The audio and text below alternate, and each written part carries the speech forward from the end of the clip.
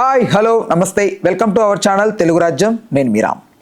అక్కినేని కుటుంబానికి సంబంధించి మెయిన్గా ఈ మధ్యకాలంలో వాళ్ళ పేరు బాగానే వినపడుతోంది బికాస్ కొన్ని కాంట్రవర్సీస్ వల్ల. అయితే ఈ క్రమంలోనే కొండా సురేఖ గారు కాంగ్రెస్ తరపున ఉన్నటువంటి మినిస్టర్ ఆవిడ కొన్ని సంచలన వ్యాఖ్యలు అయితే చేయడం జరిగింది. కేటీఆర్ గారిని ఉద్దేశించి అంటూనే భాగంలో సమత గారి పేరు కూడా తీసుకురావడం జరిగింది. దీనికి సంబంధించి నాగార్జున గారు పరువు నష్ట దావా వేశారు. సుమారు 100 కోట్ల వరకు ఆశిస్తున్నట్టు తెలుస్తోంది. అయితే ప్రధానంగా ఇంకొక విషయం బయటకు వస్తుంది ఏంటంటే ఆవిడ రాజీనామా చేయబోతున్నట్లు కూడా హైకమాండ్ నుంచి బాగా ప్రెషర్ ఉందని వినపడుతోంది. నిజంగా ఈవిడ రాజీనామా చేసే అవకాశం ఉందా లేదా, అసలు నాగార్జున గారి డిమాండ్ ఏంటి, తీరుతుందా లేదా, నాగార్జున గారి మీద కూడా కేసు ఫైల్ అయినట్టు కూడా వింటున్నాం. దీనికి సంబంధించి ఒక పూర్తి వివరణ, మంచి విశ్లేషణ మనకు అందించడానికి సినీ మరియు రాజకీయ విశ్లేషకులు దాసు విజ్ఞాన్ గారు మనతో ఉన్నారు. నమస్తే అన్న. నమస్తే. వేస్తారంటావా కేసు? కొండా సురేఖ గారు కేసు వేస్తారనుకుంటున్నావా లేక నాగార్జున గారి కేసు? నాగార్జున గారి మీద ఆల్రెడీ కేసు ఉందంట కదా. ఆఫ్ కోర్స్ క్రిమినల్ కేసు నమోదైపోయింది. ఏంటి, ఎందుకు క్రిమినల్ కేసు అంటే బేసికలీ కబ్జా చేసిన వాళ్ళపైన క్రిమినల్ కేసులు వేస్తారు, అది తెలిసిన విషయమే. అండ్ గట్టు పంచాయతీ ఎక్కడున్నా సరే ఆ గొడవలు అయితే తెగవు. నాదంటే నాది అనే గొడవలు ఎన్ని సంవత్సరాలైనా తెగవు, అది అందరికీ తెలిసిన వాస్తవం. ఎవడో ఒకటి తగ్గాలి. నెక్స్ట్ లేదు, ఇది నాది అని రుజువు చేసిన తర్వాత ఎవడైనా కబ్జా చేశాడని అతని మీద నువ్వు కేసు పెడితే అది కూడా రన్ అయ్యే ఛాన్స్ ఉంది. బేసికల్ అంటే అది క్రిమినల్ కేసు నమోదైపోతుంది. బికాజ్ నువ్వు కబ్జాదారుడివి అనే ఒక ఇది ఉంటుంది నీ పైన. ఇక్కడ నాగార్జున గారి మీద కేసు వేశాడు. వేసింది ఎవరు, ఆయన పేరేంటి, కసిరాజు అనుకుంటా, ఏంటో ఎవడో సరే, మొత్తానికైతే కేసు అయితే వేసేసాడు. ఫస్ట్ ఆయననే కంప్లైంట్ చేసింది హైడ్రాకి. మనం కోసమనో జనం కోసమనో ఏదో సంస్థ నడుపుతున్నాడు. సంస్థ తరఫున వాళ్ళు కంప్లైంట్ ఇస్తే వెంటనే బుల్డోజర్లు వచ్చి గబగబా కూల్చేసాయి. ఇప్పుడు ఈ ఇష్యూ రన్ అయిన తర్వాత ఈయన మీద క్రిమినల్ కేసు నమోదైతే అందరూ ఏమనుకుంటున్నారంటే రేవంత్ రెడ్డే కావాలని నాగార్జునని టార్గెట్ చేసి ఆయన్ని ఇలా చేశాడు, కొండా సురేఖ మీద ఆయన పరువు నష్టం దావా వేశాడు కాబట్టి కక్ష గట్టి ఈయన మీద క్రిమినల్ కేసు వేశారు అనుకుంటున్నారు. ఇక విషయం ఏంటంటే నాట్ ఓన్లీ నాగార్జున గారు, మొత్తం హైడ్రా కూల్చివేతలు జరిగిన ప్రతి చోట కూడా వాళ్ళందరి మీద కబ్జా కేసులు వేశారు వీళ్ళు. అవి ఏంటి, మేము కబ్జా చేయలేదండి, కేసు నమోదు అవుతుంది జస్ట్, అది రూల్ బేసికలీ చెప్పాలంటే. ఇప్పుడు వీళ్ళు ఏం చేయాలి, ఇది కబ్జా కాదండి, నా దగ్గర పలానా పట్టా ఉంది అని చెప్పి ట్రయల్లో చెప్పుకోవాలి. అది నడుస్తా ఏదో ఒక రోజు నీకు అందమైన తీర్పు వస్తుంది. అవును, ఇందులో ఇతను బాధితుడు, ఎవడో కబ్జా చేసి పాపం ఇతనికి అమ్మాడు, లేదా ఇతను ఆ పట్టా భూమి ఉంది అసలు ఇతందే, అసలు అక్కడ చెరువే లేదు, ఈయన పూర్తి హక్కుదారుడు, ఏదో ఒక తీర్పు వాటెవర్, ఆ తీర్పు వచ్చే వరకు ఆగుతారు మామూలుగా. కానీ ప్రజెంట్ మాత్రం ఎఫ్ఐఆర్ నమోదైందా, వీళ్ళ డ్యూటీ వాళ్ళు చేస్తారు, అరెస్ట్ వారెంట్లు పంపించడం. దానికి నువ్వు బెయిల్ మీద బయట తిరుగుతూ ఉంటావు, నీ మీద ఆల్రెడీ కేసు ఉన్నట్టే, నువ్వు బెయిల్ పైన బయట ఉండాలి. స్టేషన్ బెయిలే కావచ్చు, లేకపోతే నేను జైల్లో వేస్తే బయటకు వచ్చే రిమాండ్ బెయిలే కావచ్చు, వాటెవర్. అండ్ నాగార్జున గారు మీరు అనుకున్నంత, యాక్చువల్గా చెప్పాలి అంటే వీళ్ళు అనుకున్నంత ఈజీ మనిషి అయితే కాదు. ఓకేనా? అండ్ జనాలకి ఇప్పుడు తను అర్థమవుతుంది ఏంటంటే హీఈస్ ఎ సూపర్ హీరో అని అర్థమవుతుంది. అంటే ఇప్పుడు నువ్వు అంటే ఏంటి, పాజిటివ్ ఆర్ నెగిటివ్? అదే చెప్తున్నా, అనుకున్నంత వ్యక్తి కాదు అంటే. వీళ్ళు అనుకున్నంత వ్యక్తి కాదు అంటే ఇప్పుడు వాళ్ళు ఏదో తూతూ మంత్రంగా కేసేసి పిలిచే అంత ఇది కాదు. ఆయన జెన్యున్ గా తను కొన్నాడు ల్యాండ్. ఆయన కొనింది కూడా ఎక్కడో ఏదో ఊరు చివరకు చెరువులను కబ్జా చేయాల నట్టి సిటీలో, అదే సైబర్ టవర్ వెనకాలే ఈ ల్యాండ్ కనుచూపు మేరల్లో. ఎప్పుడో చంద్రబాబు నాయుడు గారు శంకుస్థాపన చేసి కట్టిన హైటెక్ సిటీ ఇప్పుడు ఎంత అయిందో మనకు తెలుస్తుంది. అండ్ ఆ పక్కనున్నా కూడా నో హోటల్, ఇటు తిరిగితే అటు తిరిగితే శిల్పారామం, చుట్టుపక్కల ప్రభుత్వ భూములే ఉన్నాయి, అన్ని ప్రభుత్వానికి సంబంధించిన భూములే ఉన్నాయి. అంత ధైర్యంగా ఎవడొచ్చి కబ్జా చేస్తాడో? నీ వెనకాల హెచ్ఐసిసి ఉంది, హైటెక్స్ ఇంటర్నేషనల్ కన్వెన్షన్ సెంటర్, ఎదురుగా శిల్పారామం, ఇటు సైబర్ టవర్స్, ప్రభుత్వానికి సంబంధించిన భూములు 4 దిక్కులు ఉన్న తర్వాత మధ్యలో చెరువు ఎవడు కబ్జా చేస్తాడు చెప్పు? అంత ధైర్యంగా ప్రధానమంత్రి కూడా చేయలేడు చెప్పాలి అంటే. చుట్టుపక్కల ప్రభుత్వ భూములు, రన్నింగ్ లో ఉన్న ప్రభుత్వ భూములు, ప్రపంచం అంతా తెలిసిన ప్రభుత్వ భూములు, మధ్యలో నిజంగా చెరువు ఉండింది. సరే, ధైర్యంగా చెరువు పూర్తి చేసి మొత్తం ప్రొక్లైన్లు అన్ని తెచ్చేసి దాని మీద సాఫ్ చేసేసి పెద్ద కన్వెన్షన్ ఎవరైనా కడతారా? కానీ నేను వెళ్ళినప్పుడు చిన్న రిపోర్ట్ చేయడం కోసం వెళ్తే ఇట్లా ఉందనుకో గోడ, ఇక్కడ చెరువు ఉంది, వాడు కళ్ళు మూసుకొని ఫోన్ మాట్లాడుతూ నైట్ వెళ్ళిపోతే టక్కున పడిపోతాడు ఆడ.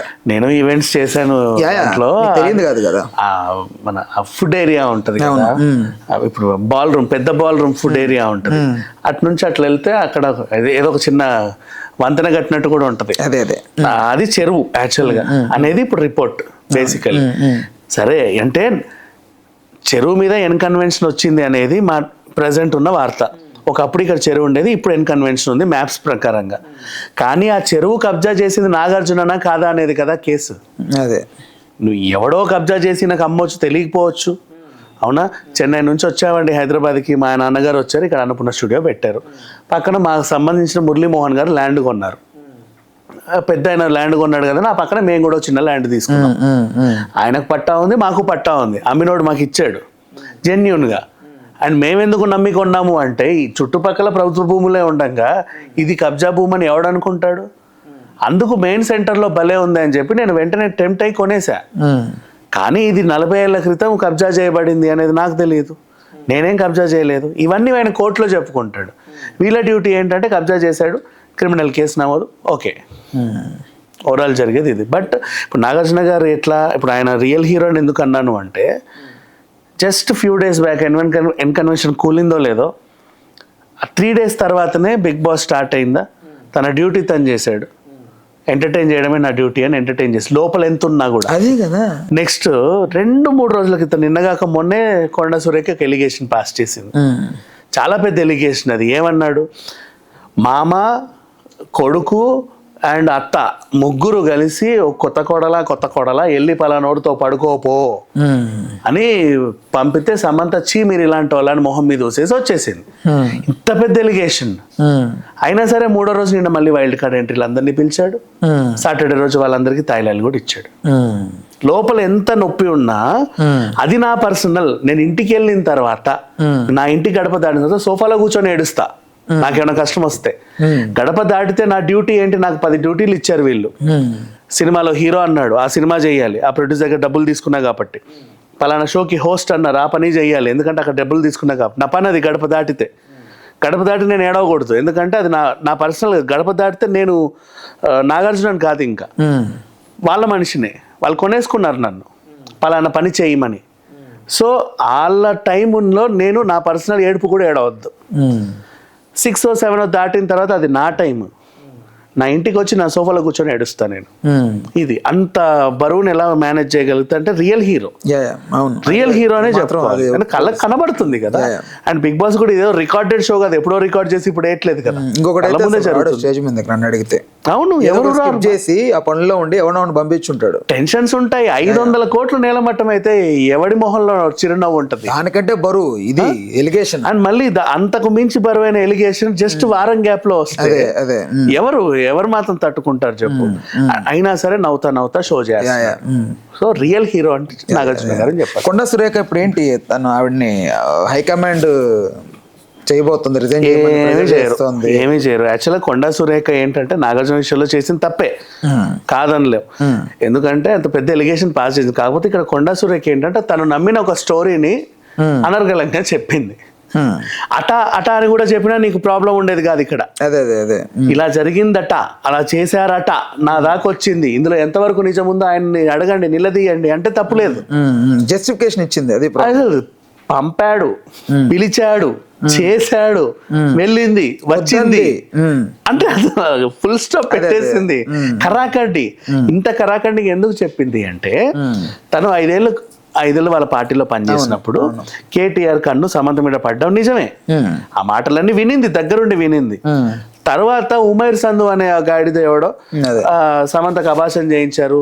సమంతని వీళ్ళు కావాలని ఎక్కడికో పంపితే ఆవిడ నో అని చెప్పి బయటకు వచ్చింది. అవన్నీ నమ్మి చెప్పింది. సో తను నమ్మింది చెప్పింది కాబట్టి అది తన ప్రాబ్లమే కాబట్టి తను సారీ చెప్పుకోవాల్సిన బాధ్యత కూడా తను చెప్పింది. ఇంకెన్నాళ్ళు పాపం సమంతకి కష్టాలు, ఇంకెన్నాళ్ళు పాపం సమంతకి కష్టాలు అంటే సమంతే ఒక ఇష్యూని స్టార్ట్ చేసింది ఇన్స్టాలో. తను ఇప్పుడే కాదు, జీవితాంతం కూడా ఏదో ఒక టైంలో వెలుగుతానే ఉంటుంది. ఎందుకు చెప్తా విను. సోషల్ మీడియాలో ఫస్ట్ పేర్లు తోకలు కత్తిరించవచ్చు అనేది సమంత నుంచే స్టార్ట్ అయింది. అవును, ఆ ట్రెండ్ అంటే అంతకుముందు చాలా మంది చేసిన ఈవిడే దానికి ఒక బ్రాండ్ అంబాసిడర్ హైలైట్ అయ్యింది. అవును. నీకు నాకు పడకపోతే నా పేరు వెనకాల నీతోక, నీ పేరు వెనకాల నాతోక కత్తిరించుకోవచ్చు. నెంబర్ 2, నీ ఫోటోలన్నీ డిలీట్ చేయాలి, నువ్వు నా ఫోటోలన్నీ డిలీట్ చేయాలి. ఇది కూడా సమంతే స్టార్ట్ చేసింది. అవును అవును. ఆ తర్వాత ఎవరు చేసినా సరే, ఇప్పుడు నిహారిక విడిపోయినా గతంలో సమంత కూడా ఇలాగే చేసిందని మాట్లాడుకొని తర్వాత వీళ్ళ గురించి మాట్లాడతారు. హార్దిక్ పాండ్యా కూడా అంతే సేమ్. ఎవరు విడిపోయినా, ఇక మీదట ఎవరు విడిపోయినా కూడా పేర్లు కదా, గతంలో సమంత నాగచైతన్య ఎలాగైతే విడిపోయేటప్పుడు ఇలా తీశారో సేమ్ అలాగే ఇక్కడ జరిగింది, సేమ్ అలాగే అక్కడ జరిగింది. ప్రతిసారి సమంతను తీస్తానే ఉంటారు. అండ్ ఏ సెలబ్రిటీ కప్పులు విడిపోయినా సమంత నాగచైతన్య పేర్లు మళ్ళీ వినబడతానే ఉంటాయి. ఇక అది పోతుంది. అండ్ ఇంకెన్నాళ్ళు సమంతకి కష్టాలంటే పాపం తను ఎంత కాదనుకున్నా ఒకటి మాత్రం నిజం, తను విడాకులు నీకు ఇచ్చిందే కానీ నీ కోసం తను మారిన సంప్రదాయాలకు ఇవ్వాల. ఇప్పుడు తను క్రిస్టియన్, నీ కోసం తెలుగు ఇంటి కోడలు అయిపోయింది, హిందూ కోడలు అయింది. ఎవరి వల్ల అయితే హిందూ కోడలు అయిందో ఆయనకు విడాకులు ఇచ్చింది, కానీ హిందుత్వాన్ని వీడలా. అదే మళ్ళీ క్రిస్టియన్లోకి వెళ్ళాల. బాధ వస్తే గుళ్ళు గోపురాలు తిరుగుతుంది, పళని సుబ్రహ్మణ్య స్వామి టెంపుల్కి వెళ్ళి మెట్టు దీపం పెడుతుంది, తిరుమల కొండెక్కుతుంది, ఈషా ఫౌండేషన్కి వెళ్ళి ధ్యానం చేస్తుంది. అంతేగాని మళ్ళీ పాపం చర్చికి వెళ్ళట్లా. అంటే నేను వదిలేశాను కదా, ఎవరి వల్ల వదిలేశానని మర్చిపో, ఇంకా వచ్చేసాను ఇక్కడికి. అంటే తను ఎక్కడికి వచ్చిందో అక్కడ తన డ్యూటీ ఫుల్ఫిల్ చేస్తుంది. సో సమంత వల్ల ఎప్పుడు ఎక్కడ ఎవరికి ప్రాబ్లం లేనది ఈ ఎగ్జాంపుల్ ద్వారా నేను క్లియర్ చేస్తా. అంటే అవతల వాళ్ళు తప్పు ఉందనేది నా ఉద్దేశం కాదు.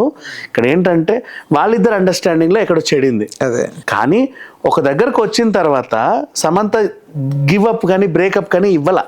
ఇప్పుడు తెలుగింటి కోడలు అయిందా తన వల్ల, తనకు విడాకులు ఇచ్చాక ఇప్పుడు తెలుగింట్లో ఉండాల్సిన అవసరంలా, తను మళ్ళీ చర్చికి వెళ్ళొచ్చు. కానీ ఉంది ఇక్కడే ఉండింది. అన్నేళ్ళు తనకు ప్రాబ్లం వస్తే చర్చికి వెళ్ళిన సమంత ఇప్పుడు వచ్చే కొత్త సమస్యలకి కొత్తగా గుళ్ళకి అలవాటు పడింది. మళ్ళీ దేవుడి దగ్గరికి, అంటే ఈ దేవుడి దగ్గరికి వెళ్తుంది. So see the change. అంతే, ఒక దగ్గరకు వచ్చాము అంటే ఒకటి తీసుకున్నామంటే నేను కరాఖండి ఇక్కడే ఉండాలి.